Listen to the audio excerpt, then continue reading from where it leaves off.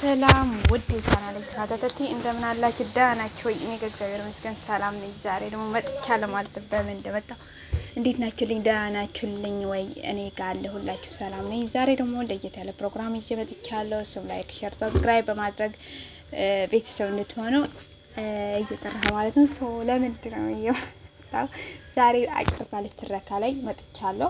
በጣም ትንሽ ነገር እላችኋለሁ ማለት ነው።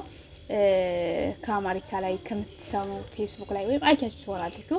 ሶ ከዛ ያመጣሁት ነው። ሶ ላይክ፣ ሼር፣ ሰብስክራይብ በማድረግ ደግሞ ቻናሌ ያሳድጉኝ። ሰብስክራይብ ያላደረጋችሁ የእውነት አላችሁ ሰብስክራይብ አድርጉልኝ። ምን ችግር አለው? ለላይክም አድርጉ ማለት ነው። ሶ በጣም በሚወደድ ፍቅረኛሞች ነበር እና ፍቅረኛዋ ያው በሆነ እንተሶ እስር ቤት እንዲገባ ተደረገ። ከዛ 2 አመት ተፈረደበት። ለ2 አመት ሲፈረደበት ለሚስቱ የነበራትን ብር ማለት ነው እንዳይከፋሽ ተዝናኒ ብሎ 2 ሚሊዮን ይሰጣታል ማለት ነው። በዚህ መሀል እሷም በጣም ደስ ብላት እሺ በቃ ብላ እሱን ታሰረና ከዛ አንዳንዴ የሄደች ትጠይቀዋለች ያው እስር ቤት ስላለው ማለት ነው። ስለዚህ ከዛ በኋላ ያው እሱ ከ2 አመት በኋላ ተፈታ ማለት ነው። ሲፈታ ከ2 አመት በኋላ ሲፈታ ግን እሱ ተፈታ ሲመጣ እሷ መኪና ይዛ ጠበቀችው ማለት ነው። ትልቅ የመኪና ከዛ ከእስር ቤት ሲወጣ እንዴ የማን ይሄ መኪና ግባ አለችው። ከዛ ገባና ወደ ቤት ሲወደው እሷና ደግሞ እንደ ፀጉር ቤት ቢዝነስ ከፍታ አየው። ከዛ ይሄንን የማን ነው ስለው የኔ ነው አለችው። ይሄንን በአንተ ብር የሰጠኝ ብር ነው።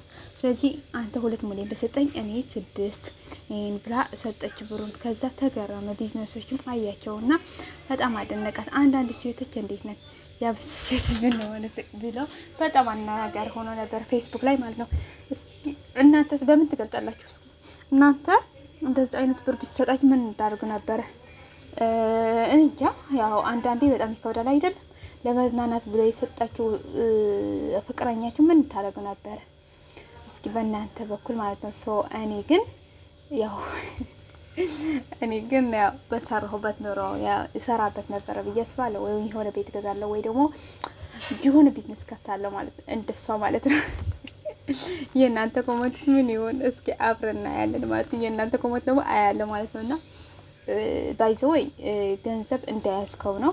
ትንሽ የመስራት ከጀመርክ ትሰራለህ፣ እንዲሁ ደግሞ ትንሽ የምትከስራለህ። ልትከስር ትችላለህ እኮ ግን ያኔ በምንድን ነው የምነሳ ብለህ ደግሞ ማሰብ። ሁሌ እኔ ብር አይደለም መነሳ ባይዘወይ እግዚአብሔር ነው ማለት ግን ያው ብር ካለ ትንሽ የብር መንቀሳቀስ ካለ ከዛ በኋላ እግዚአብሔር ነው የሚባረክልህ። ግን ያው በምን አግባብ ነው የተጠቀምኩት ያን ብር ብላችሁ ደግሞ ማስባላችሁ። የሆነ አሁን እኔ ማይሆን ቦታ ላይ ካዋልኩት ያን ብር ያው ያኔ ምንም ትርጉም የለውም ማለት ነው። ግን የሆነ የሚጠቅም ቦታ ላይ ካዋልኩ ግን ያኔ ይጠቅማል ማለት ብዬ አስባለሁ። ወዳችኋለሁ። ላይክ ሼር አድርጉ።